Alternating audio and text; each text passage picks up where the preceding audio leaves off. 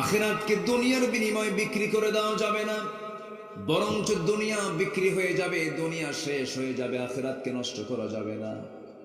আমার বন্ধুগণ, যুগে যুগে সাহাবে কেরামদের ইতিহাস এমন ছিল। একজন সাহাবীর ইতিহাস টেনে মূল আয়াতের দিকে আস্তে আস্তে চলে যাবে। একজন সাহাবীর নাম হলো আব্দুল্লাহ জুল বাজাদাইন নামে একজন সাহাবী। মক্কা এবং মদিনার ঠিক মাঝখানে তার বাড়ি, ঠিক মাঝখান বরাবর তার বাড়ি।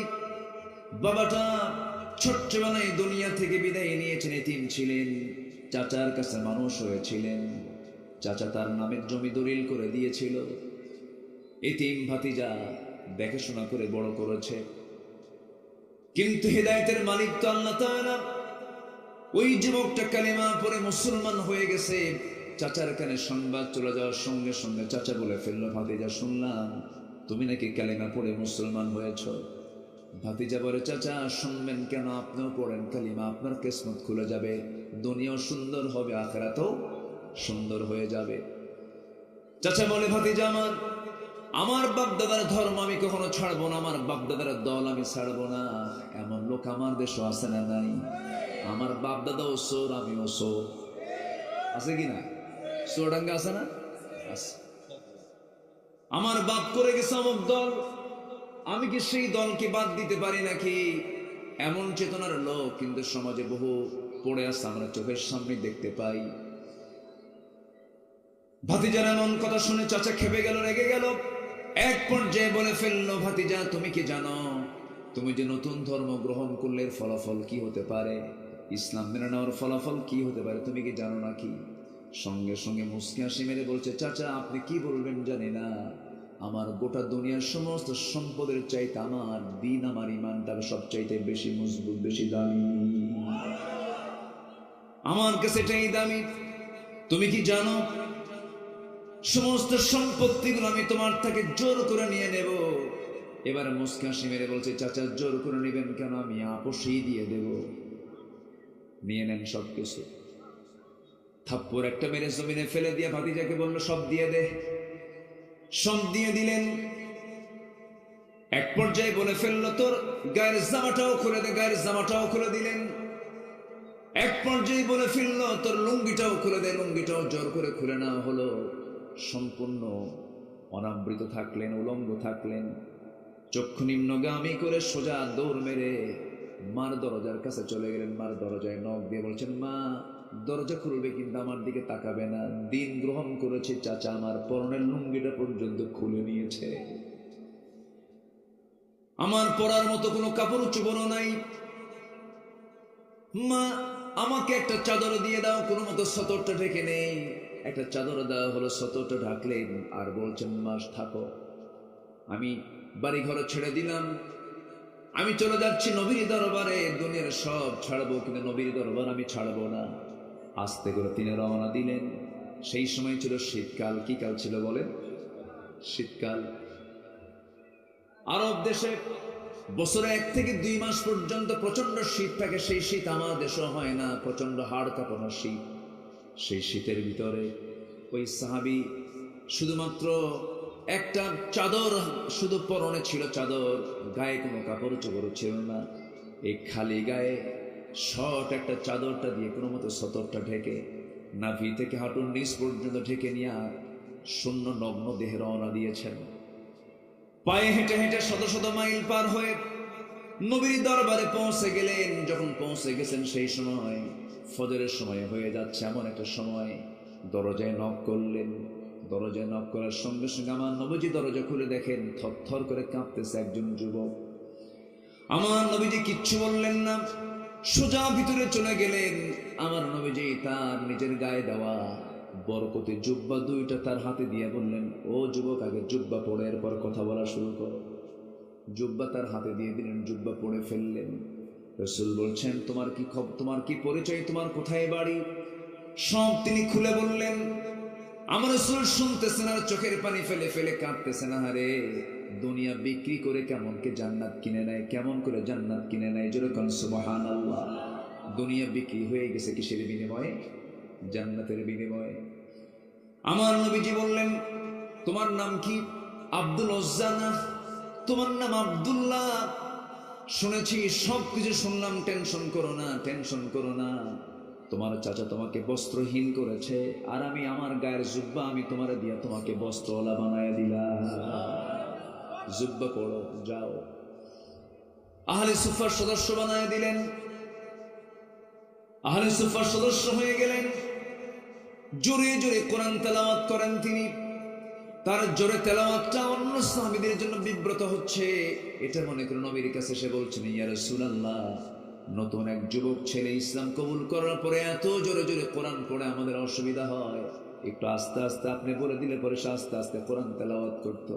রাসূল কেঁদে কেঁদে বলছেন, সাহাবীরা রে, আমার আব্দুল্লাহর তেলাওয়াতে তোমরা বাধা দিও না, কারণ আমার আব্দুল্লাহর দ্বীন গ্রহণ করতে দুনিয়া বিক্রি করে আখিরাতকে কিনতে হয়েছে। ও জোরে পড়ে না, ওর ইমানের জোশের কারণে তার জোরে তেলাওয়াত হয়ে যায়। ওর তেলাওয়াতে তোমরা কেউ বাধা দিও না। আমার নবীজি বললেন, আব্দুল্লাহ এদিকে আসো, তুমি কি চাও বলো, তুমি যা চাইবা সেই চাওয়াটা আমি আল্লাহর কাছে চাবো, তোমার মনে কি চাওয়া বলো। হুজুর আপনি আমার জন্য দোয়া করে দেন। আমার নবীজি তার জন্য আসমানের দিকে হাত উঁচু করে চোখের পানি ফেলে ফেলে বলছে, আল্লাহ, আমার এই মজলুম, আমার এই নির্যাতিত আব্দুল্লাহ, আমার সাহাবীর রক্ত মাংস তুমি কাফের বেঈমানদের জন্য হারাম করে দাও। সাহাবী কামড় মারলেন জিহবায়। জিহবায় কামড় মেরে বলছেন, ইয়া রাসূলুল্লাহ, আমি চাইলাম কি দোয়া আপনি করলেন, কি দোয়া, আমি যে দোয়া চাইছি আপনি তার উল্টা দোয়া করলেন, আমি তো শহীদ হতে পারবো না। আপনি আমার রক্তকে কাফের বেঈমানদের জন্য হারাম ঘোষণা করে দিয়েছেন, আমি তো শহীদ হতে পারবো না। কান্নায় ভেঙ্গে পড়েছেন। আমার রাসূল বলছেন, আব্দুল্লাহ রে, চিন্তা করিস না, তোর যদি শাহাদাতের তামান্না থাকে, ওয়া ইম্মা তাআলা ফিরাশিহি, তোর মরণ যদি বিছানায় হয়, আমি আল্লাহ তাআলা তোকে শহীদের দরজা দিয়ে দিবে। চলে গেলেন। আবার আমার নবীজি মদিনায় থাকাকালীন একটা যুদ্ধের ডাক চলে এলো। আমার নবীজি ওই সাহাবীকে সঙ্গে করে নিয়ে চলে গেলেন। যুদ্ধ শেষ হওয়ার পর আবার আমার নবীজি ফিরে আসতেছেন। ফিরে আসার পথে হঠাৎ করে আমার নবীর কানে সংবাদ দিল, হুজুর, আমাদের হাজার হাজার সাহাবীর মধ্যে থেকে একজন সাহাবী খুব অসুস্থ অবস্থায় বিছানায় কাতরাচ্ছে। রাসূল বলছেন, কে? ওই আব্দুল্লাহ জুল বাজাদের। রাসূল অবাক হয়ে আশ্চর্য হয়ে গেলেন। আমার নবীজি টেনশনে পড়ে গেলেন। সাহাবায়ে কেরামকে বলেন, সাহাবীরা, আমার ওই আব্দুল্লাহ জুল বাজাদের যতটুকু খেদমত দরকার 16 আনা খেদমত তোমরা করবে। খেদমতে যেন চুল পরিমাণ কোনো ত্রুটি না হয়। খেদমত করা হলো। সাহাবে কেরাম খুব যত্ন করলেন তার। কিন্তু শেষ পর্যন্ত 3 দিনের মাথায় নবীর কাছে সংবাদ এলো, হুজুর, বিশাল বড় খেদমত যত্ন করার পর আমরা তাকে রাখতে পারলাম না, সে দুনিয়া থেকে বিদায় নিয়েছে। আমার নবীজির চোখের পানি দিয়ে নবীজি কাঁদতে কাঁদতে বলছেন, সাহাবীরা, আমার আব্দুল্লাহ জানাজা কেউ পড়াবে না, আব্দুল্লাহর গোসলটা সম্পূর্ণ করে দাও। আমার আব্দুল্লাহ জানাজার দায়িত্ব আমি রাসূল নিজের কাঁধে উঠায় নিলাম। কি ভাগ্য! আল্লাহু আকবার বলেন। দুনিয়া কিনেছেন না আখিরাত কিনেছেন? আমার বন্ধুগণ, শেষ পর্যন্ত হলো কি, রাসূল জানাজায় দাঁড়ায় গেলেন। জানাজা সম্পূর্ণ হলো। রাসূল এবার বলছেন, সাহাবীরা, কবরটা কোথায় খনন করেছো, তার দাফনটা কোথায় করবে হুজুর? ওই যে 2 পাহাড়ের চিপায়, 2 পাহাড়ের ঠিক মাঝখানে আমরা কবর খনন করেছি। রাসূল বলছেন, ঠিক আছে, যখন আমরা আব্দুল্লাহকে কবরের দিকে নিয়ে যাবে, আমাকে যেন বাদ না দাও, আমাকেও নিয়ে যাবা, আমিও যাব। আমি কাউকে কবরে নামতে দেব না। আমি আজকে আব্দুল্লাহর লাশটা নিজের হাতে কবরে নামায় দেব। আমার নবীজি নিজে কবরে নামলেন। নিজে কবরে নেমে হাত দুটো আগায় দিলেন। বলছেন, সাহাবীরা, আমার অত্যন্ত আদরের সাহাবী আব্দুল্লাহর লাশটা আমার হাতে তুলে দাও। তুলে দেওয়া হলো। রাসূল এবার বলছেন, আবু বকর আমার কোথায়? আবু বকর কই? আমার ডান পাশে নামো। আমার ওমর কোথায়? হুজুর এই জায়গায়। আমার বাম পাশে নামো। আমার নবীর ডান পাশে আবু বকর, বাম পাশে ওমর। আমার নবীজি ঠিক মাঝখানে দাঁড়ায়া লাশটার পেট বরাবর, পিঠ বরাবর হাতের মধ্যে নিলেন। আর বলছেন, আবু বকর মাথাটা ধরো, ওমর পাটা ধরো। শোয়া দিলেন। শোয়া দিয়ে বলছেন, ও আমার আব্দুল্লাহ, ও আমার আব্দুল্লাহ, তুই আমার অত্যন্ত অনুগত সাহাবী ছিলি, তোকে শোয়া রাখা যাচ্ছে, শুয়ে রেখে যাচ্ছি। আমার নবীজি করলেন কি, মাথাটা কিবলামুখী করে দিলেন। কবর থেকে উঠতেছেন না। এই তিনজন সাহাবী, দুইজন সাহাবী এবং আমার রাসূলের এই তিন পৃথিবীর সেরা মানুষের কবরে বসা অবস্থা, কবরে দাঁড়িয়ে থাকা অবস্থায় একজন সাহাবী দেখে আবেগটাকে ধরে রাখতে পারলেন না, চিৎকার মেরে বলছে, আকাশের মালিক আল্লাহ, জমিনের মালিক আল্লাহ, আমি সাদ ইবনে আবি ওয়াক্কাস, জীবিত সাদ না হয়ে যদি মরা সাদ হতাম, ওই কবরের যদি বাসিন্দা হতে পারতাম, যে কবরের বাসিন্দার দোয়া করার জন্য পৃথিবীর তিনজন সেরা মানুষ তার কবরে নেমেছেন। জোরে বলি সুবহানাল্লাহ। আমার নবীজি বুকে হাত রাখলেন, হাত রেখে বলছেন, আকাশের মালিক আল্লাহ, এই মুহূর্ত পর্যন্ত আমি আব্দুল্লাহর উপরে সন্তুষ্ট আছি, তুমি আব্দুল্লাহর প্রতি সন্তুষ্ট রাজি হয়ে যাও। এই দোয়া করলেন, সেখান থেকে উঠে আসলেন। আমার বন্ধুগণ, এটাই তো জীবন, এটাই তো চিরস্থায়ী কাজ। আমরা দুনিয়া বিক্রি করব না আখিরাত বিক্রি করব? বলেন বলেন বলেন। দুনিয়া শেষ হয়ে যাক, কিন্তু আখিরাত বিক্রি করা, আখিরাত নষ্ট করা যাবে না। আখিরাতকে টিকিয়ে রাখতে হবে, আখিরাতকে বলবৎ করতে হবে। এজন্য আল্লাহ রাব্বুল আলামিন বলছেন সূরা হুজরাতের 15 নম্বর আয়াত, ইন্নামাল মুমিনুনা আল্লাযীনা আমানু বিল্লাহি ওয়া রাসূলিহি সুম্মা লাম ইয়ারতাবু ওয়া জাহাদু বিআমওয়ালিহিম ওয়া আনফুসিহিম ফি সাবিলিল্লাহ উলাইকা হুমুস সাদিকুন। জোরে বলুন আল্লাহু আকবার। আল্লাহ রাব্বুল আলামিন বলেন, নিঃসন্দেহে মুমিন তো তারাই যাদের মধ্যে দুইটা গুণ পাওয়া যাবে। কয়টা গুণ বলেন? নাম্বার গুণ হলো, মুমিন তো তারাই যারা ঈমান আনবে কার উপরে? আসতে বলবেন না, কার উপরে? আল্লাহকে দেখছেন কেউ? তাহলে কেমনি ঈমান আনবে? বলেন। আল্লাহকে দেখা যায়, কিন্তু দেখা যাওয়ার সুযোগ আছে না নেই? কিন্তু সেটা কি দুনিয়া না আখিরাত? সবাই কি দেখতে চাই? পূর্ণিমার চাঁদ যেমন উজ্জ্বল স্পষ্ট, জান্নাতে জান্নাতীরা আল্লাহকে দেখবে তেমনি স্পষ্ট ভাবে দেখবে, কোনো চুল পরিমাণ কোনো আড়াল থাকবে না। আল্লাহ, আল্লাহু আকবার। আল্লাহ কার মতো? আল্লাহ আল্লাহ আল্লাহর মতো। যেরকম সুবহানাল্লাহ। এত সুন্দর মানুষ আপনারা। আচ্ছা, আমরা আল্লাহর অনেক কিছু সৃষ্টি কিন্তু দেখতে পাই না। বাতাস দেখতে কেমন? দেখা যায়? আজ থেকে দেখা যায়? আচ্ছা, বিদ্যুৎ দেখতে কেমন? বিদ্যুৎ দেখা যায়? দেখা যায় না। ইথার দেখা যায় না। মাধ্যাকর্ষণ শক্তি দেখা যায় না। তাহলে আমার আল্লাহর কিছু সৃষ্টি কিন্তু আমরা দেখতে পাচ্ছি না।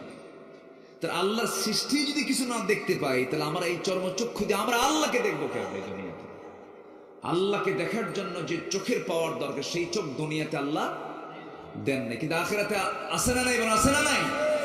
আমরা জান্নাতে দেখবো। আস্তে কর, আরো জোরে বলি, আরো জোরে বলি। আল্লাহকে চেনার শখ হয় না? আল্লাহকে চেনার শখ হয় কিনা? আল্লাহকে চেনার জন্য আল্লাহ এই কোরআনে কারীমের 30 পারার 10 পারা দিয়েছেন তার পরিচয়। 30 পারার কয় পারা? 10 পারায় দিয়েছেন তিনি তার পরিচয়। যে আমার 10 পারা জুড়ে আমার পরিচয়, তুই আমার পরিচয় নিয়ে নে। সুবহানাল্লাহ বলে একটা আয়াত আছে, যে আয়াতের ভিতরে 9টা বাক্য আছে। আমার আল্লাহ তাআলার মোটামুটি একটা পরিচয় পাওয়া যায়। আর একটা সূরা আছে মাত্র 3টা আয়াত, সেখানে আল্লাহ তাআলার কমপ্লিট একটা পরিচয় পাওয়া যায়। যারা পারেন সেই ছোট্ট একটা সূরা আওয়াজ দিয়ে আমরা বলি যে সূরাটা একটা বার পড়লে পরে গোটা কোরআন, 3টা বার পড়লে পরে গোটা কোরআন খতম করার সব আল্লাহ পাক তার আমলনামায় দিয়ে দেন। কেন দিয়ে দেন? কারণ আল্লাহর পরিচয় এই সূরার ভিতরে। যারা পারেন ঠোঁট মিলিয়ে বলুন, কুল হুয়াল্লাহু আহাদুনিল্লাহুস সামাদ লাম ইয়ালিদ ওয়া লাম ইউলাদ ওয়া লাম ইয়াকুল লাহু কুফুয়ান আহাদ। আল্লাহ আমার রব, এই রবই আমার সব। বলি, আল্লাহ আমার রব, এই রবি আমার সব। দমে দমে তনু মনে তারি অনুভব। আল্লাহ আমার রব, এই রবি আমার সব। আল্লাহ কবুল করুন। জোরে বলি আমিন। আমার স্নেহধন্য কাসেম সাহেব, আবুল কাসেম খুব সুন্দর আলোচনা করেছেন। আমি প্রথমে আওয়াজ শুনে দেখি কি ব্যাপার, আমার আলোচনা কে করে, সেম সেম মিলে যাচ্ছে। আলহামদুলিল্লাহ, আল্লাহ কবুল করে নেন, জোরে বলি আল্লাহুম্মা আমিন। 2000 সালে, হ্যাঁ ঠিক 2000 সালে আল্লামা সাইদ রাহিমাহুল্লাহ, আমি আমার একটা আলোচনার ক্যাসেট, আমি চাচার গাড়ির ভিতরে, তখন তো যে কি বলে ফিতা সিস্টেম, যে ক্যাসেট প্লেয়ার ছিল, যে আমি চাচার গাড়ির ভিতরে ঢুকায় দিলাম।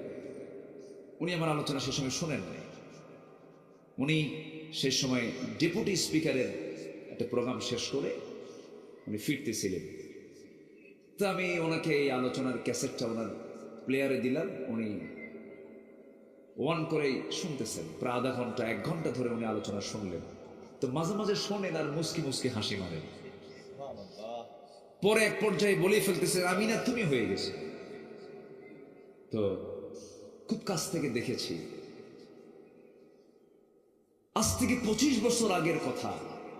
চিন্তা করুন, গাছের গোড়ায় একটা ঝাঁকি দেওয়া হবে, মামু বাড়ি দিল্লি গিয়ে পড়বে। কি ঠিক আছে না? ঠিক হয়েছে কি না? ঠিক আছে। এমন একটা সময় আসবে, এমন একটা দিন আসবে, এই নাস্তিকরা পালানোর জন্য একটা ইঁদুরের গর্ত খুঁজে পাবে না।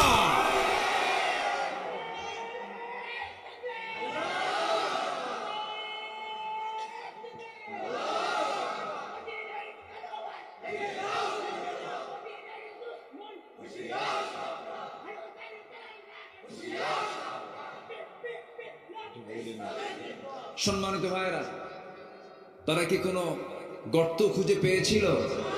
পাইছে? একটা সিলেট গেছে, সিলেটের আমার ভাইদেরকে ধন্যবাদ জানাই, এমন সম্মান তাকে দিয়েছে, বিসি নাই, আউট করে দিয়েছে, কলার পাতায় তারা শুইতে দিছে। একটা বিচারপতি, চিন্তা করুন। সম্মানিত বন্ধুগণ, এটাও আমার স্পষ্ট ভাষায় জানিয়ে দিতে চাই, আল্লামা সাইদি এদেশের ইতিহাসের একজন ঐতিহাসিক ব্যক্তি, একটা কিংবদন্তি, একজন মুজাদ্দিদ, যিনি এমন কোন অঙ্গন নেই যে অঙ্গনে তার অবদান নাই। প্রত্যেকটি অঙ্গনে তিনি দিন প্রচারের কাজে নিজেকে নিয়োজিত রেখেছেন। এই মহান ব্যক্তিকে 2023 সালের 13ই অগাস্টে পরিকল্পিতভাবে নাটক সাজিয়ে জেলখানা থেকে বের করে চিকিৎসার নামে নাটক তৈরি করে শাহবাগে জাতীয় মেডিকেলে তাকে ভর্তি করে নিজের আত্মীয় স্বজনের সঙ্গে দেখা না করার নাটক করে দেখার কোনো সুযোগ দেয়নি। তার 2 জন সন্তান সে সময় উপস্থিত, দরজায় দাঁড়ায় দাঁড়ায় কেঁদেছে। সাক্ষাতের কোনো সুযোগ না করে দিয়ে নাটক তৈরি করে মেডিকেল টিম গঠন করে পয়জনিং করে তাকে হত্যা করা হয়েছে। আমরা তাফসীর মাহফিলের এই প্ল্যাটফর্ম তার প্ল্যাটফর্ম, তাফসীরের ময়দান তার তৈরি করা ময়দান থেকে জানাতে চাই, আল্লামা সাইদির যে হত্যার জন্য যে মেডিকেল টিম গঠন করা হয়েছে, ওদেরকে অবিলম্বে গ্রেফতার করে চূড়ান্তমূলক শাস্তি নিশ্চিত করা হোক। এই মতের পক্ষে রাজি আছেন কারা কারা? হাত উঁচু করে দেখা।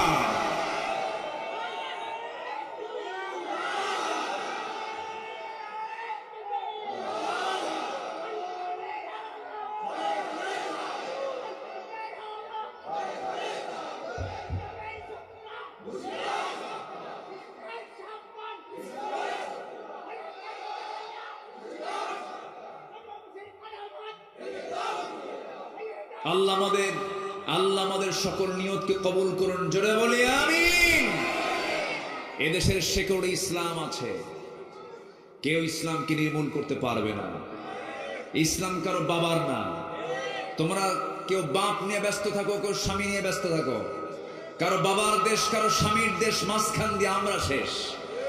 আমাদের কেউ লাগবে না, আমাদের দরকার কাকে? আল্লাহকে। আমরা ঈমান আনবো ভালো করে, জোরে বলি ইনশাআল্লাহ। আমার দেশে কিন্তু বহু লোকের নামও আছে ঈমান আলী, নামাজ পড়ে না, আছে কি না?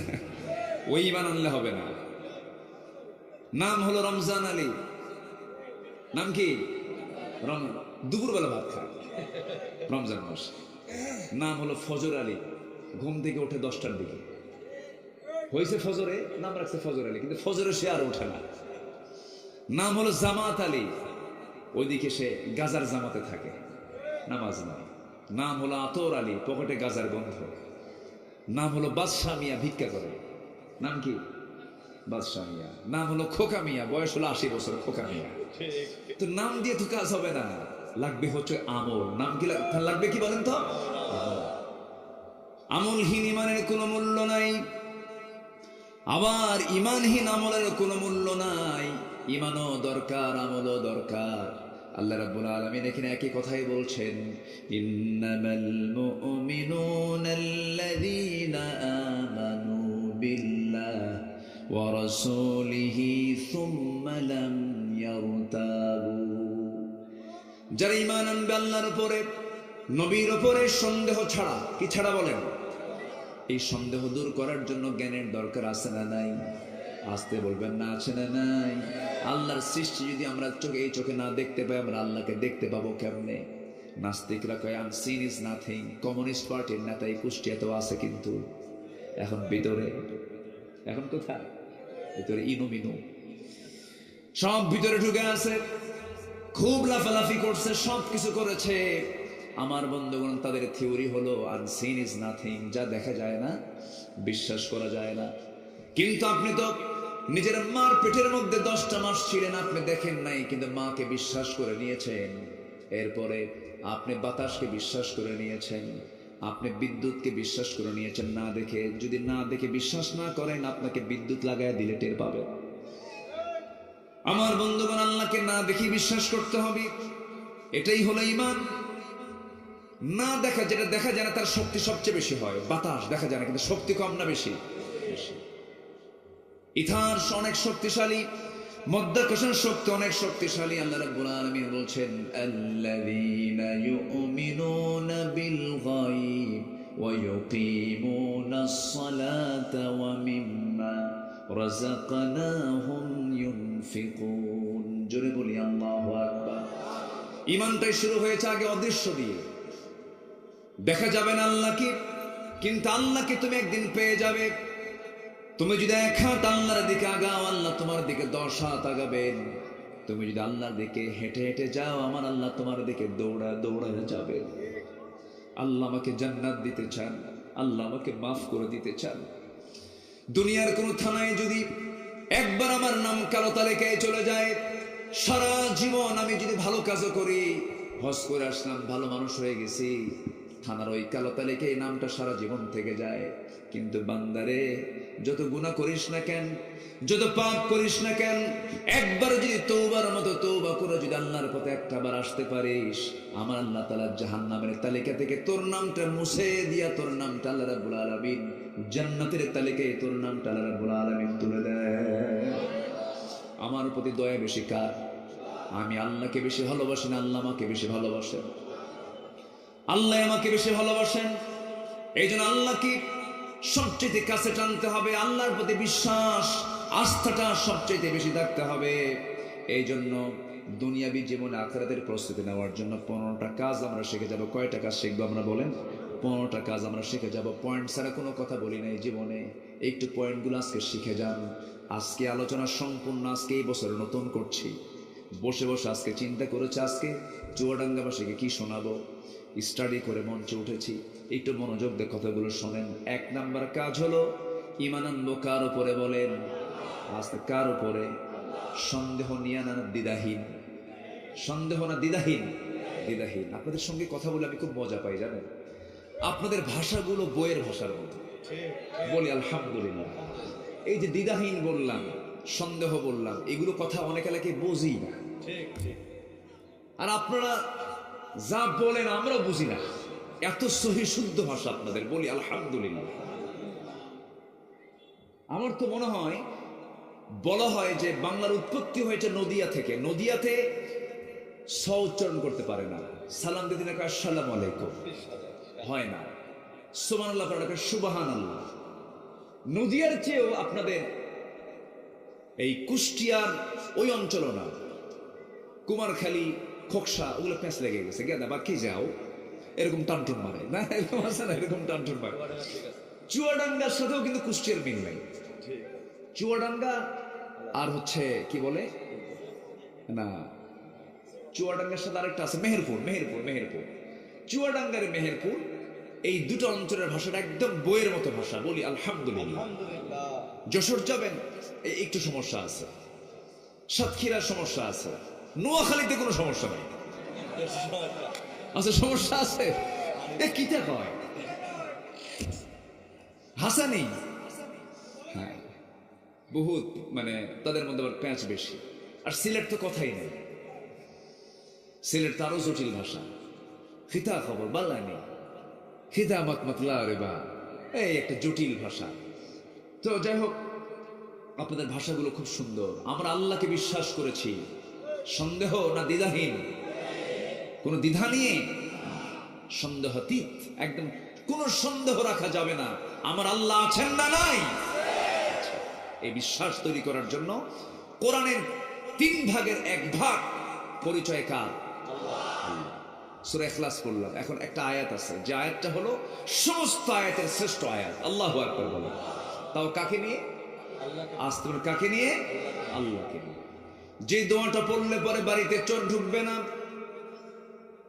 যে আয়াতটা পড়লে পরে সন্তান ডেলিভারি হয় না, ডেলিভারি হয়ে যাবে, যে আয়াতটা পড়লে পরে অসুস্থতা দূর হয়ে যাবে, যে আয়াতটা পড়লে পরে সমস্ত মুশকিলগুলো আসান হয়ে যাবে, যে আয়াতটা পড়লে পরে সমস্ত শত্রুতা দূর হয়ে যাবে, যে আয়াতটা পড়লে পরে একমাত্র মৃত্যু রোগ ছাড়া সকল সমস্যার সমাধান হয়ে যাবে, সেই আয়াতটা হলো, যারা পারেন ঠোঁট মিলিয়ে বলুন, আল্লাহু লা ইলাহা ইল্লাহু আল হাইয়ুল কাইয়্যুম লা তা'খুযুহু সিনাতুন ওয়ালা নাওম লাহু মা ফিস সামাওয়াতি ওয়া মা ফিল আরদ মান যাল্লাযী ইয়াশফা'ু 'ইনদাহু ইল্লা বিইذনিহি يعلم ما بين أيديهم وما خلفهم ولا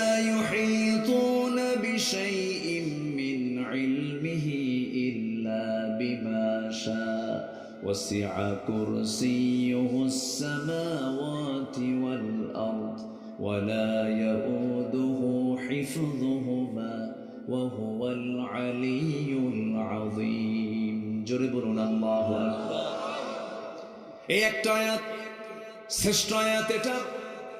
শ্রেষ্ঠ সূরা একটা আছে, যে সূরাটা পড়লে পরে সব রোগ থেকে বান্দা হেফাজত হয়ে যায়। দেখবেন হুজুররা খুব চালাকি করে, যে কোনো সমস্যার জন্য গেলে হুজুরের কাছে আস্তে আস্তে কি যেন ঠোঁট মিলাই, শুধু ঠোঁট নড়ায় আর মনে মনে কয় ফোঁ দেয়। ছোটবেলায় যখন যেতাম, মা বলে দিন, বাবা অমুক বড় হুজুর আসছে, যাও দোয়া নিয়ে আসো, একটু ঝাড়ফুঁক নিয়ে আসো, পানি দম করে নিয়ে আসো। পানি দম আছে না নাই বলেন? পানি রাসূল পানিতে ফু দিতেন, সেই ফুগুলো, সেই পানিগুলো সাহাবায়ে কেরাম পান করতেন, এটা জায়েজ আছে, কোনো সমস্যা নাই। যেতাম হুজুরের কাছে, হুজুর পানি নিতেন, কিন্তু জোরে জোরে পড়তেন না, আস্তে আস্তে পড়তেন।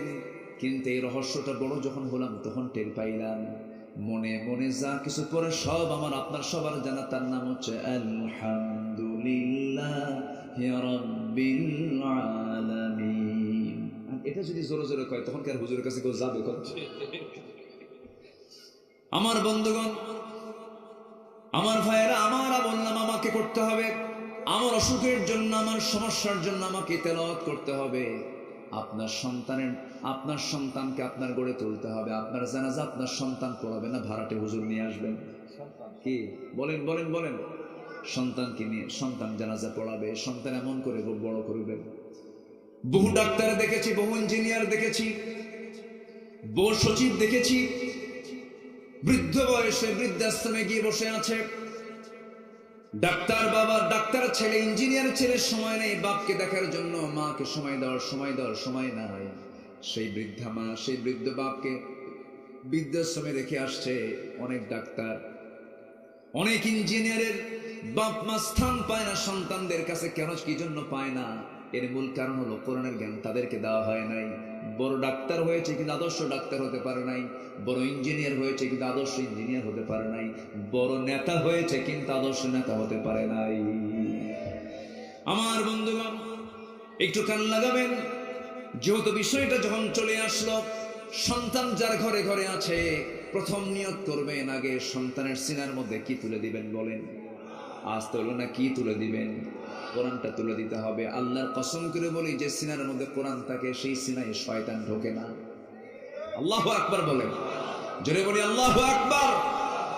এই 16 বছর বহুবার প্রতিষ্ঠান উদ্যোগ নিয়েছি যে একটা প্রতিষ্ঠান গড়ব, একটা ইনস্টিটিউট বানাবো, একটা একাডেমি করব, একটা মাদ্রাসা বানাবো, কিন্তু পারি নাই।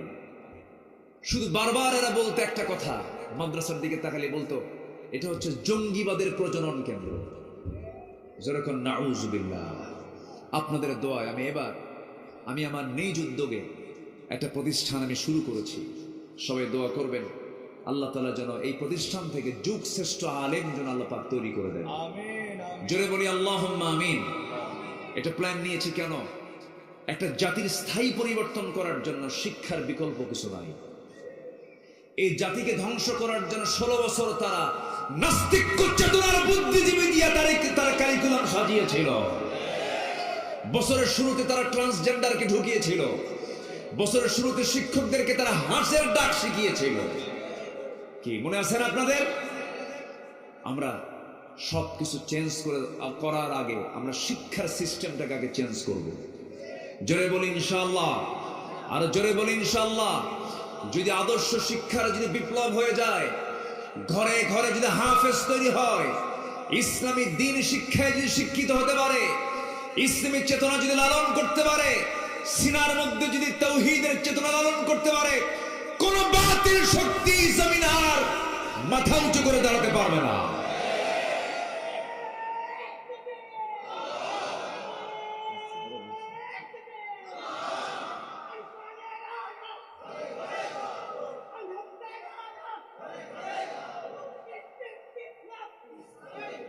আমরা ডাক্তার বানাবো, কিন্তু ডাকাত ডাক্তার নয়, আদর্শ ডাক্তার, ঠিক কিনা?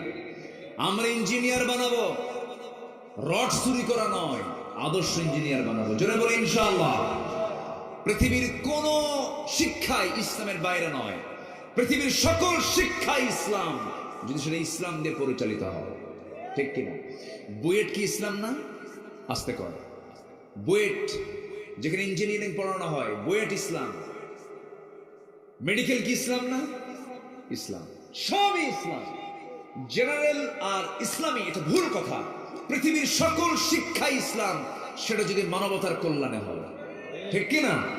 অতএব চোখ বন্ধ করে আপনার সন্তানকে আগে কোরআন হাতে দিবেন, সে মাদ্রাসায় পড়বে। এমন একটা সিস্টেম আমরা চালু করছি, আমি নিজেও উদ্যোগ নিয়েছি। আপনার ছেলে ক্লাস 5 এর ভিতরে 10 থেকে 11 বছরের মধ্যে সে হাফিজুল কোরআন হয়ে যাবে, এবং সাথে জেনারেল সাবজেক্ট বাংলা, ইংরেজি, আরবি এগুলো সে শিখে যাবে অটোমেটিক্যালি।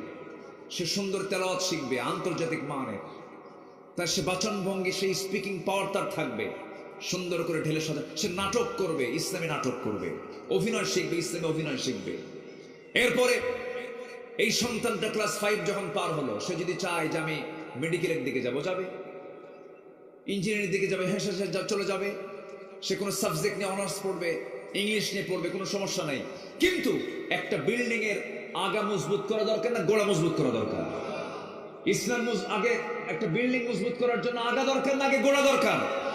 গোড়া যদি সঠিক মজবুত হয়, আগায় যদি একটু রড কমও থাকে, সমস্যা না। আমরা গোড়াটাকে মজবুত করতে চাচ্ছি। আপনারা দোয়া করবেন না? সবাই দোয়া করবেন তো?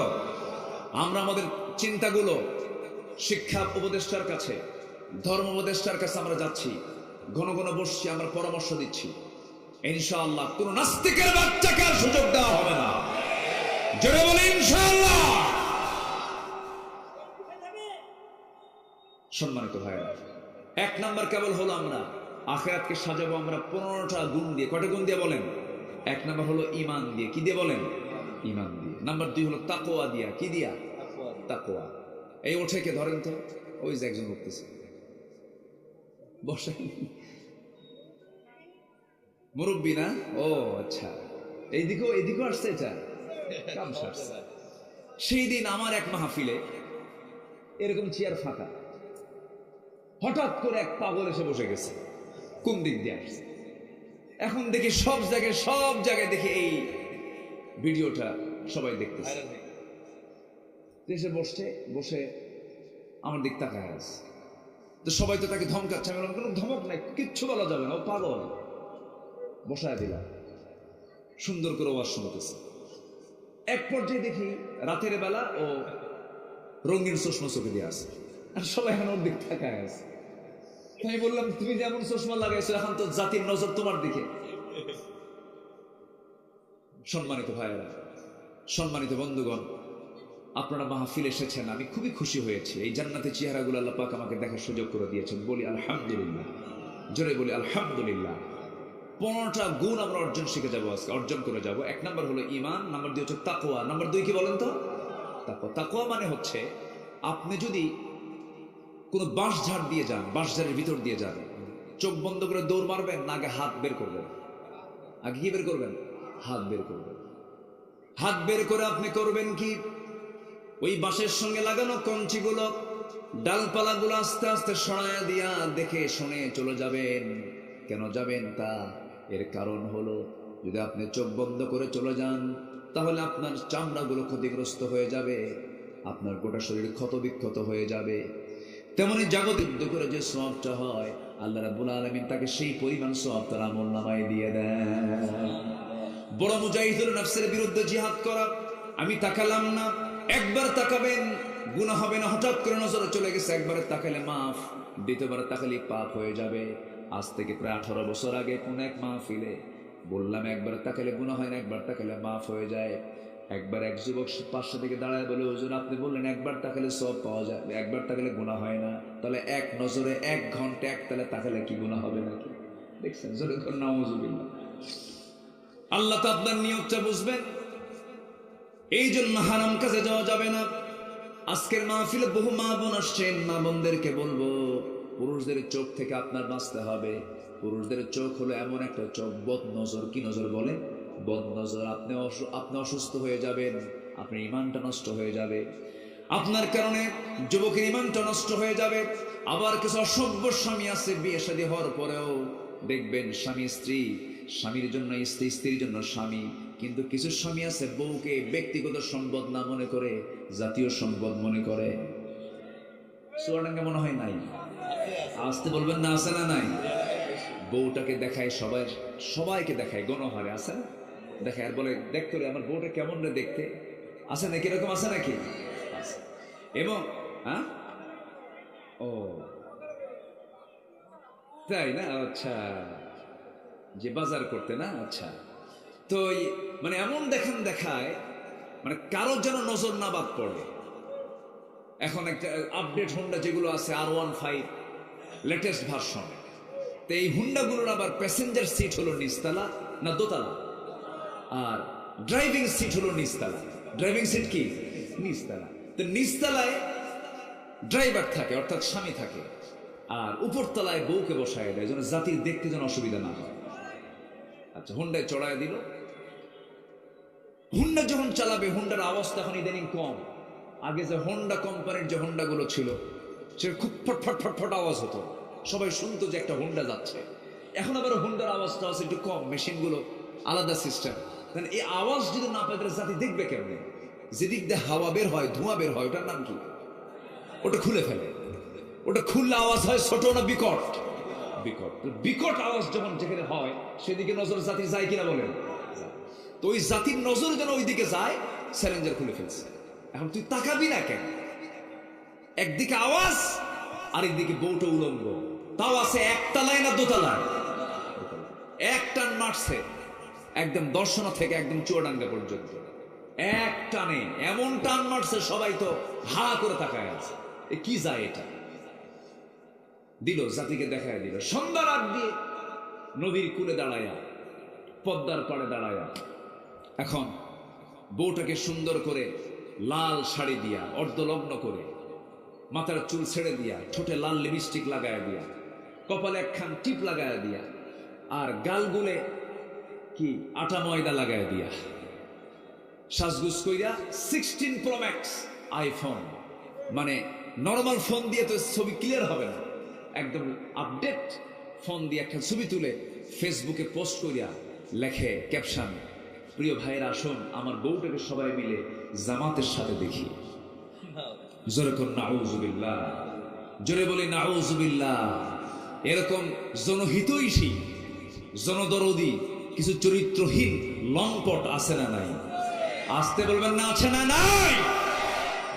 বউ কি জাতীয় সম্পদ না ব্যক্তিগত? ব্যক্তিগত। তাকে পর্দায় রাখার দরকার আছে না নাই? আসতে বলবেন না আছে না নাই? একটা নারী 4 জন পুরুষকে জাহান্নামে নিয়ে যাবে। কয়জনকে?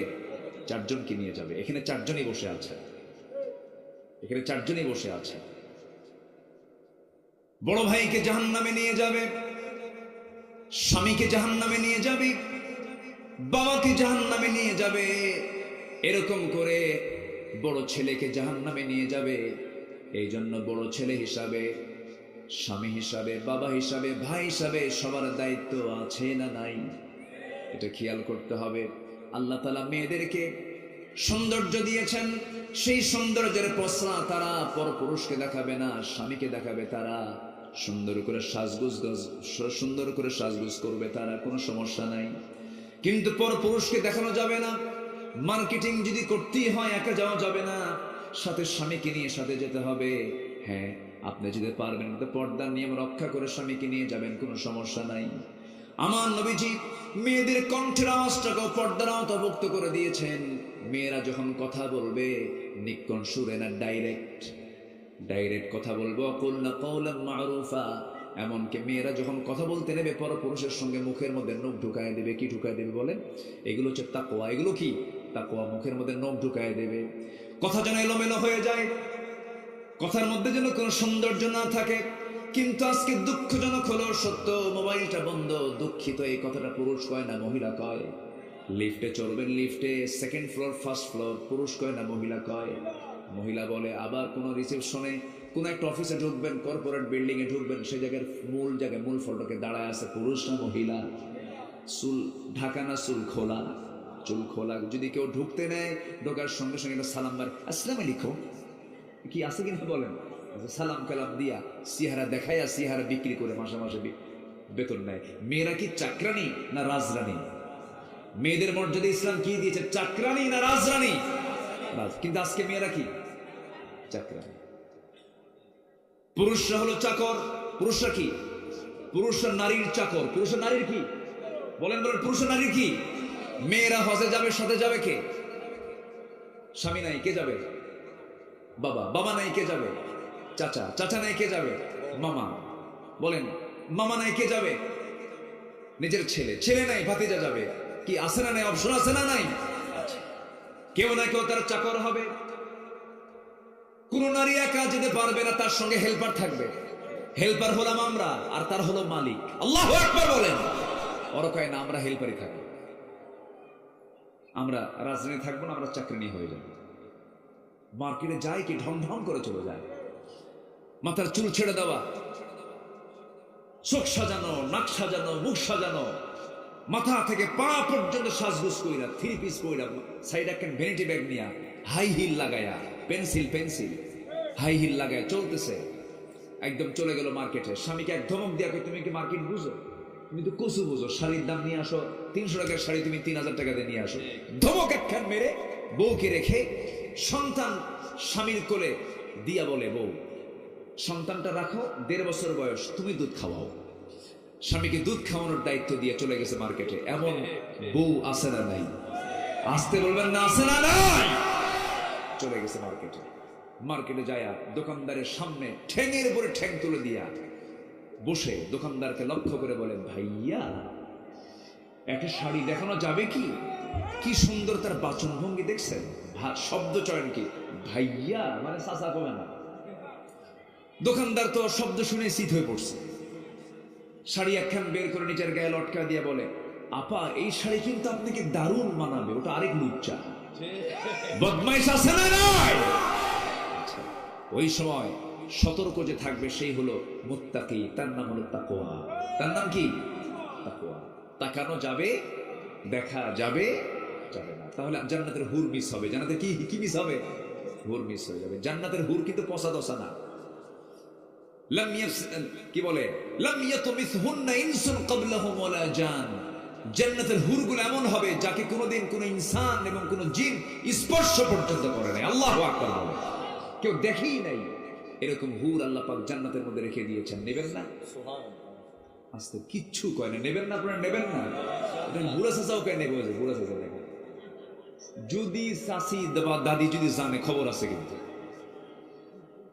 যে জান্নাতের হুর আল্লাহ পাক রেখে দিয়ে কি অফার রেখেছেন। বলি আল্লাহু আকবার বলেন, আল্লাহু আকবার। আমার বন্ধুগণ, জান্নাতের হুরগুলো এত সুন্দরী হবে এবং তাদের শরীর থেকে এত সুঘ্রাণ বের হবে। আমার বন্ধুগণ, জান্নাতের কোন রমণীর মুখের থুতু যদি জমিনে পড়তো, একটা থুতু যদি জমিনে ফেলা হতো, গোটা জমিনটা সুগন্ধে ভরপুর হয়ে যেত। জোরে বলি সুবহানাল্লাহ। তাহলে এগুলো পাওয়া যাবে ঈমান আনলে পরে, তাকওয়ার গুণ অর্জন করতে পারলে। আল্লাহ রাব্বুল আলামিন সুন্দর করে বলছেন, ইয়া আইয়ুহাল্লাযীনা আমানু তাকুল্লাহা ওয়া কুলু قولا سديدا يصلح لكم أعمالكم ويغفر لكم ذنوبكم। জোরে বলি আল্লাহু আকবার। নাম্বার 3 হলো ন্যায় প্রতিষ্ঠা এবং সদাচার। ন্যায় প্রতিষ্ঠা যারা করবে, সদাচার সুন্দর আচরণ যারা করবে, তাদের জন্য আল্লাহ রাব্বুল আলামিন আখিরাতটা সাজিয়ে রাখবেন। ইন্নাল্লাহা ইয়া'মুরু বিল আদলি ওয়াল ইহসানি ওয়া ইতাই যিল কুরবা। জোরে বলুন আল্লাহু আকবার। নাম্বার 4 হলো দ্বীনের সঠিক ইলম যারা অর্জন করবে, ওই সমস্ত বান্দাদের জন্য আখিরাতটা ক্লিয়ার হয়ে যাবে। ওয়াকুর রাব্বি জিদনি ইলমা। আমার জন্য, ইলমের জন্য চাইতে হবে কার কাছে? আসতে বলবেন না, কার কাছে? আসেন দোয়া করে দিই। আমরা একসঙ্গে দোয়া করবো না ইনশাআল্লাহ? আমরা একসঙ্গে দোয়া করবো তো? একটু বসে। আমার বন্ধুগণ, নাম্বার 5 হলো অধিক সংখ্যক নেক আমল করা। সব সময়ের জন্য চেষ্টা করতে হবে নেক আমলগুলো কম হওয়া দরকার না বেশি হওয়া দরকার? কম হওয়া দরকার না বেশি হওয়া দরকার? কেউ আমাকে গালি দিল, আমি তাকে গালি দেব না। কেউ আমাকে ধমক দিল, আমি তাকে ধমক দেব না। কারণ এই দুনিয়া ধমকের জায়গা নয়, এই দুনিয়া গালির জায়গা নয়, এই দুনিয়া প্রতিশোধের জায়গা নয়। এই দুনিয়ায় যারা ক্ষমা করবে, আল্লাহ তাআলা আখিরাতে তাদেরকে ক্ষমা করে দিবেন। আল্লাহ রাব্বুল আলামিন বলছেন, ইন্নাল্লাযীনা আমানু ওয়া আমিলুস সালিহাতি কানাত লাহুম জান্নাতুল ফিরদাউসি নুজুলা খালিদিনা ফিহা লা ইয়াবগুনা আনহা হিওয়ালা।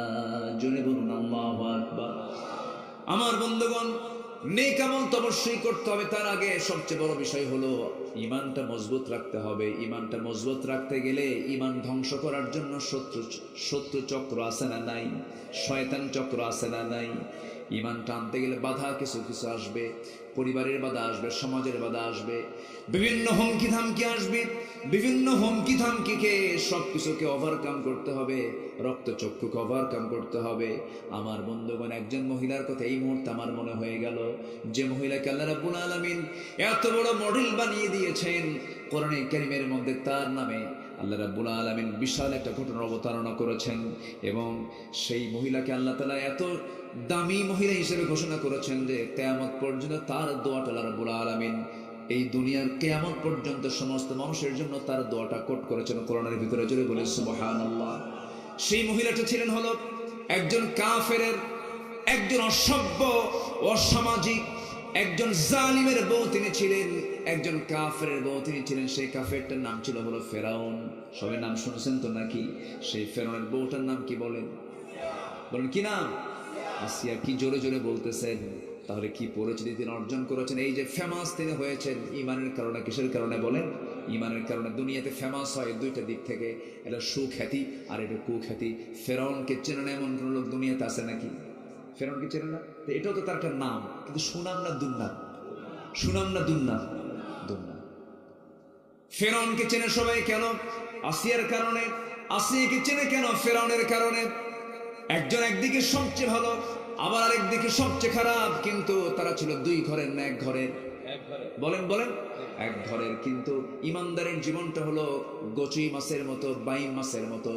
বাইম মাছের ছোট জাতকে কি কয় এলাকায়? বাইম মাছের ছোট জাত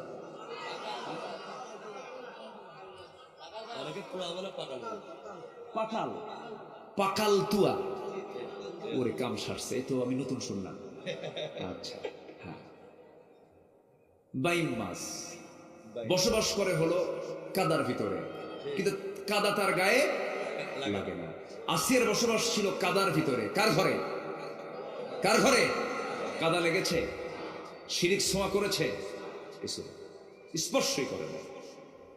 চিন্তা করুন, একটা রাষ্ট্রপতির বউ। কার বউ? ফকিরের, রাষ্ট্রপতির। আচ্ছা, চেয়ারম্যান বড় না চেয়ারম্যানের বউ বড়? ভালো করে কন। দেখছেন বউ বড়? বুঝতে পারছি আপনারা বউকে খুব ভয় করেন।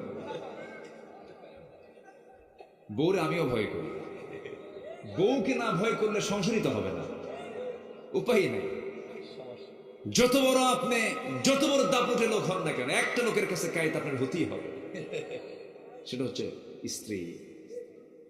এটা আল্লাহ তাআলা একটা আলাদা নিয়ামত দিয়েছেন, বলি আলহামদুলিল্লাহ। যুবকরা যারা বিয়ে করো না তারা তো খুব আফসোস করতেছে। বিয়ে হয়ে যাবে, জোরে বলি ইনশাআল্লাহ। জি, দোয়া করে দেব। সেক্রেটারি বিয়ে হয় না এখনো, মাহফিলের সেক্রেটারি তো সেক্রেটারি হয়তো জায়েজ হয় না। জি, বিয়ে হয়ে যাবে ইনশাআল্লাহ, জোরে বলি ইনশাআল্লাহ। আসিয়া আলাইহিস সালাতু ওয়াস সালাম বলে ফেললেন, আমার স্বামী, আমি তো কালিমা পড়ে নিয়েছি। ফেরাউন বলছে, তুমি কি করছো এটা? হ্যাঁ, আপনিও কালিমা পড়ে আমরা দুজন একসঙ্গে জান্নাতে থাকতে চাই। দাওয়াত দিচ্ছেন স্বামীকে। আল্লাহু আকবার বলে। যৌবন তো তার কাছে দেওয়া, যৌবন তার কাছে দেওয়া না। আসিয়া আলাইহিস সালাতু ওয়াস সালাম বললেন, স্বামী আমার, আপনার ব্যবহার সুন্দর, আপনার সব কিছু সুন্দর, সব গুণ আপনার মধ্যে আছে, শুধু কালিমাটা পড়ে নেন। ফেরাউন বলছে, আসিয়া শোনো, আমি জানি আল্লাহ আছে, আল্লাহ মহাসত্য। এই আকাশ আল্লাহ বানাইছে, জমিন আল্লাহ বানাইছে, চন্দ্র আল্লাহ বানাইছে, সূর্য আল্লাহ বানাইছে, কিন্তু আমি আল্লাহর মানুন না একটা কারণে। কি কারণে? আমার ক্ষমতা চলে যাবে, আমার আইন নষ্ট হয়ে যাবে, আমার দাপট থাকবে না, আমার কর্তৃত্ব থাকবে না। শেষ পর্যন্ত আসিয়া বলে ফেলেন, স্বামী আমার, আমি আপনার পথ আমি অঙ্কন করতে, অবলম্বন করতে পারবো না। ফেরাউন বলল, আসিয়া শোনো, আমি তোমার সম্মান দিয়েছি, মর্যাদা দিয়েছি। আমার এই রাষ্ট্রের তুমি হলো second person, first lady of Egypt. এই মিশরের তুমি ফার্স্ট লেডি। তোমার দামটা আমার পরে, আমার প্রতিনিধিত্ব তুমি করবে, আমার অনুপস্থিতি তুমি আমার দায়িত্ব পালন করবে। তুমি মুসাকে ছেড়ে দাও। এবার তিনি বলছেন, আমার স্বামী, দুনিয়ার সব ছাড়বো কিন্তু আল্লাহকে ছাড়বো না, তার পয়গম্বর মুসাকেও ছাড়া সম্ভব না। এক পর্যায়ে বলে ফেলল, ফেরাউন বলতেছে, আসিয়া শোনো, তুমি কি জানো এই পরিবারটা তছনছ হয়ে যাবে? সঙ্গে সঙ্গে তিনি বলছেন, পরিবার তছনছ হয়ে যাক, কিন্তু আমার আখিরাত তছনছ করা যাবে না। দুনিয়া দরকার না আখিরাত দরকার, দুনিয়া দরকার না আখিরাত দরকার। আজকে আমার সাবজেক্ট হলো, আমরা সাজাবো দুনিয়াকে না আখিরাতকে, আখিরাতকে সাজাবো। আসিয়া আলাইহিস সালাতু ওয়াস সালাম বলছেন, স্বামী আমার, আমি আপনাকে সম্মান করে শ্রদ্ধা করি, আপনি আমার স্বামী হন, কিন্তু আপনি আমাকে যে কাজের জন্য প্রেসার দিচ্ছেন, আপনি আমার কাছ থেকে একটা সিদ্ধান্ত জেনে নেন। আমার প্রতি ঈমান থেকে দূরে রাখার জন্য আমার প্রতি অত্যাচার যত বাড়ানো হবে, আমার ঈমান তত মজবুত থেকে মজবুত হয়ে যাবে। ফেরাউন বলল, আসিয়া তুমি কি জানো, তোমার কোন সন্তানকে আমি জীবিত রাখবো না। সব সন্তানগুলোকে এক জায়গায় করা হলো, গরম তেল টকবগে করা হলো, গরম তেলের মধ্যে সন্তানগুলোকে ফেলে দেওয়া হলো, ভাজা মাছের মতো সব সন্তানগুলো মারা গেল। আসিয়া আলাইহিস সালাতু ওয়াস সালামের সেই পেটে ধারণ করা সন্তানগুলোকে দেখছেন আর চোখের পানি ফেলে ফেলে কাঁদতেছেন। এক পর্যায়ে দেখা গেল আসিয়া আলাইহিস সালাতু ওয়াস সালাম অনড় হয়ে গেলেন। এবার বলছে, আসিয়া, সব সন্তান চলে গেছে, আমার পরিবার চলে গেল, আমার সংসার চলে গেল, এখনো সময় আছে, কি করবা বলো? আসিয়া বলছেন, আমার স্বামী, আমি আমার নাকের মধ্যে জান্নাতের সুঘ্রাণ পেতেছি। শেষ পর্যন্ত হলো কি, ফেরাউন বলল, তোমার বিরুদ্ধে আমি জান্নাত হাজির করব। হামান বলে ফেলল, ফেরাউন কোনো উপায় নাই, বুকের শত্রু বড় শত্রু, আসিয়া আপনার বড় ক্ষতি করে ফেলবে, আসিয়াকে দুনিয়া থেকে বিদায় করে দেন। জল্লাদ রেডি করা হলো, জল্লাদ সামনে চলে এলো, করাত হাতে নিয়া আসিয়া আলাইহিস সালাতু ওয়াস সালামের চোখের সামনে হাজির হয়ে গেছে। মাথায় শুধু ঠেকাবে, চাপ দেবে, দুভাগ হয়ে যাবে। শেষবারের মতো ফেরাউন এসে বলছে, আসিয়া, সংসার কাটলো বহু বছর ধরে, কেমন করে তুমি সংসার নষ্ট করছো, এখনো সময় আছে। আসিয়া বলছেন, স্বামী আমার, আমাকে আপনি যত টর্চার করবেন আমার ইমান তত মজবুত হয়ে যাবে। আমি দুনিয়া থেকে বিদায় হয়ে আমি আল্লাহর ঘরের পাশে আমার ঘর বানায় নিতে চাই। সঙ্গে সঙ্গে জল্লাদকে অর্ডার করে দেওয়া হলো। জল্লাদ করলো কি, করাতটা নিয়া সোজা একদম কপাল বরাবর যখন লাগায় দিয়ে যখন করাত দিয়ে চেরা শুরু করে দিল, সেই সময় আল্লাহ পাক কোরআনে কারীমের মধ্যে তার দোয়াটা কোট করেছেন, সূরা তাহরিমের শেষের দিকে সবাই পড়বেন। আল্লাহ রাব্বুল আলামিন সেই দোয়াটা কোট করে দিয়েছেন। তিনি দোয়া করছেন, আল্লাহ তাআলা, রব্বি বিনিলি ইনদাকা বাইতান ফিল জান্নাহ ওয়া নাজ্জিনি মিন ফিরআউনা ওয়া আমালিহি। আল্লাহ, তুমি আমার জন্য বানায় দিবা একটা মাত্র ঘর, জান্নাত সর্বনিম্ন হবে 10টা পৃথিবীর মতো একটা জান্নাত। কিন্তু আসিয়া চাচ্ছেন মাত্র কয়টা ঘর?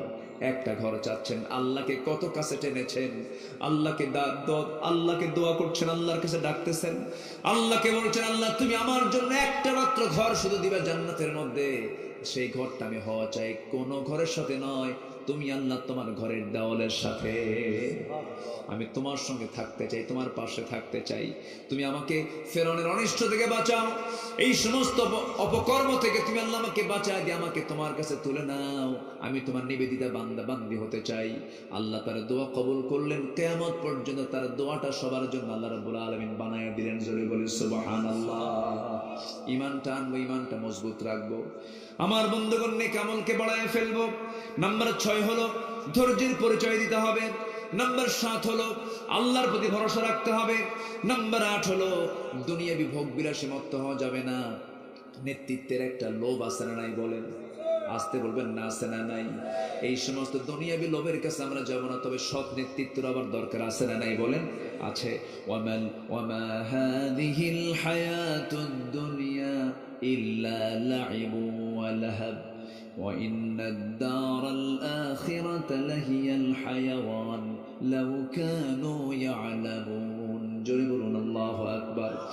নাম্বার 9 হলো নিজেকে এবং পরিবারকে সময় দেওয়া দরকার। নিজেও বাঁচবো, পরিবারকে জাহান্নাম থেকে বাঁচবো। আল্লাহ রাব্বুল আলামিন বলেন, ইয়া আইয়ুহাল্লাযীনা আমানু কু আনফুসাকুম ওয়া আহলিকুম নারা। আপনার সন্তানটাকে আপনি নামাজের জন্য বলেন না, আপনার বউকে বোরকা পরানোর জন্য বলেন না, পর্দার কথা বলেন না। এমন হাজি আমার দেশে আছে না নাই? আসতে বলবেন না, আছে না নাই? আপনার সন্তান পূজার মণ্ডপে যায়, আপনার সন্তান দুর্গা পূজায় যায়, নারিকেলের নাড়ু খায়, আছে না? আছে নাকি এগুলো? নারিকেলের নাড়ু খাওয়ার জন্য সেখানে হিন্দু বেশি থাকে, মুসলিম বেশি থাকে? মুসলমানই তো বেশি। লজ্জার বিষয় এটা। কোন হিন্দু ভাইয়েরা আমাদের মসজিদে আসে না, কোন হিন্দু ভাইয়েরা আমাদের ঈদগাহের নামাজে আসে না। আর তাদের ধর্মীয় কাজ পূজার মণ্ডপে গিয়ে বসে থাকে কারা? মুসলমান। জমে না। আচ্ছা, নারিকেলের নাড়ু খাওয়ার দোয়া কি? দুর্গা পূজার নারিকেলের নাড়ু যে খায়, তার দোয়া কি? আল্লামা ইকবাল আফসোস করে বলছেন, উনকো তহজীব ने हर बंद से आजाद किया लाके काबे से सनम खाने में आबाद किया। নব্য যুগের সভ্যতা মোহে কেটে ফেললে সব বাঁধন, মসজিদ ছেড়ে মন্দির গিয়া বাসা বেঁধেছ হায় এখন। মসজিদ ভাল লাগে না, মন্দির ভাল লাগে? নামাজিনাতে ভাল লাগে না, বেনামাজিনাতে ভালো লাগে? বেনামাজিনাতার নেতৃত্ব বাদ দিতে হবে, নামাজি নেতৃত্ব ধরতে হবে। আগামী দেশ আমরা দেখতে চাই কোরআনের দেশ, ইসলামের দেশ, কোরআনের দেশ, আলেমদের দেশ, সৎ যোগ্য নেতার দেশ। রাজি আছেন কারা কারা? হাত উঁচু করে দেখা।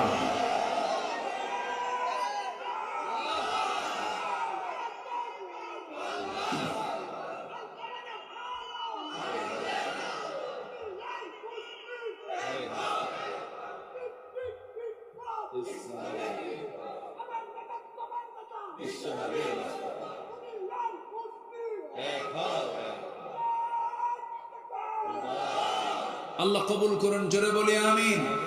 ফজর নামাজ পড়বেন কারা কারা একটু হাত তুলে দেখেন দেখি, জোরে বলি ইয়া আল্লাহ ইয়া রহমান। এদের মাহফিল কমিটির যুবকরা হাত তুলতেছে নাকি দেখেন তো সবাই। মাহফিল করলে নামাজ হবে না কেন? জোরে বলি ইয়া আল্লাহ। আমাদেরকে ফজর, যোহর, আসর, মাগরিব, ইশা 5 ওয়াক্ত সালাত আদায় করার তৌফিক তুমি আল্লাহ দিয়ে দাও। জোরে বলি আমিন, আরো জোরে আমিন, আরো জোরে আমিন। আসুন আমরা সময়টাকে বাড়াবো না, জাস্ট 12টা বাজে এখন। আমরা আর কিছুক্ষণ চলবে ইনশাআল্লাহ, কি না? আরো চালাবো। আর কিছুক্ষণ চালিয়ে বদলবে। আপনি আমার পক্ষে থাকবেন, দেখি আপনি দেখি ওদের পক্ষে, এটা কেমন হলো? সবার নিয়ে তো থাকতে হয়। জি আলহামদুলিল্লাহ। এই যে এই যে এই যে আঙ্কেল, মুরব্বী বলা যাবে না তো, মুরব্বী এমন ভাইরাল করে দিছে, আমি কই এখন বলে আঙ্কেল বসেন। জি বসুন, আমরা সবাই বসি। হ্যাঁ, ধৈর্য ধারণ করার শক্তি দাও গো মেহেরবান, আমায় দাও গো মেহেরবান। আমাদের ওয়াজ শোনা আগে দরকার না ধৈর্য আগে দরকার? ওটা যাবে না। ধৈর্য ধারণ করার শক্তি দাও গো মেহেরবান, আমায় দাও গো মেহেরবান। বুকের ভেতর ব্যথার নদী বইছে অবিরাম, বইছে বইছে অবিরাম। ধৈর্য ধারণ করার শক্তি দাও গো মেহেরবান, আমায় দাও গো মেহেরবান। জি দোয়া এখন চলবে, চলবে কিনা? আপনারা একমত?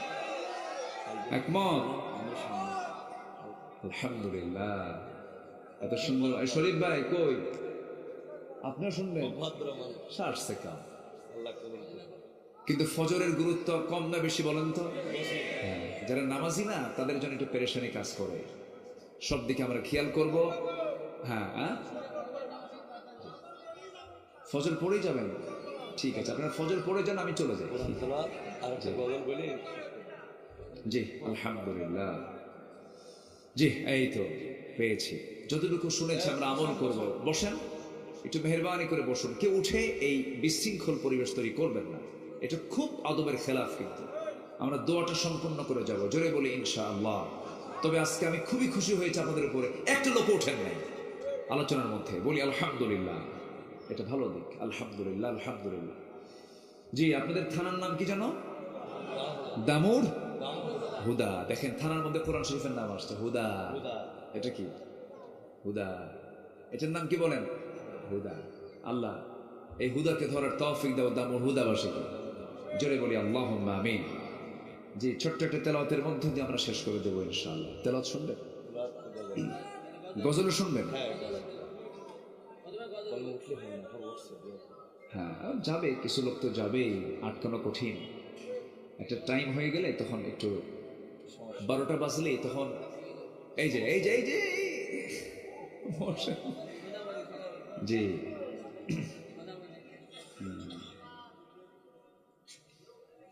এলোকে কাবার ধারে রে আমার নবী মুহাম্মদ সাল্লাল্লাহু আলাইহি ওয়াসাল্লাম। ওকে ওকে ও ওকে ও মা আমিনার কোল জোড়ে চাঁদ জানিস না কি রে। বাগিচায় ছন্দ বিলায় বুলবুলি হায়, গোলাপের অধর ভরে খুশবু ঝরে রয় না বাকি রে। এলোকে কাবার ধারে আধার চিরে চিনিস না কি রে। ওকে ও মা আমিনার কোল জোড়ে চাঁদ জানিস না কি রে, জানিস না কি রে, জানিস না কি রে।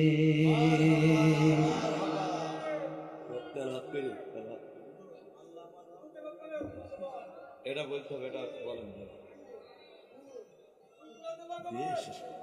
জি এটা বলি, বলেন ভাই, এটা যে আমরা দোয়া করি, আল্লাহ মারো, এটা বলেন। আমি বলেছি তো গজল, এটা আমার আলোচনা না। আল্লাহ আমার রব, এই রবি আমার সব। আমার শরীফ ভাই শুনতে চেয়েছেন, শোনাই। আল্লাহ আমার, সবাই বলেন, আল্লাহ আমার রব, এই রবি আমার সব। দমে দমে তনু মনে তারি অনুভব। আল্লাহ আমার রব, এই রবি আমার সব। তোমার মদদ পেলে আমি আর না কিছু চাই, তোমার প্রেমের অনল আমি কি দিয়ে নে ভাই। তোমার মদদ পেলে আমি আর না কিছু চাই, তোমার প্রেমের অনল আমি কি দিয়ে নে ভাই। যার হয়েছ তুমি তার নেই যে পরাভব, নেই যে পরাভব। জোরে আল্লাহ আমার রব, এই রবি আমার সব।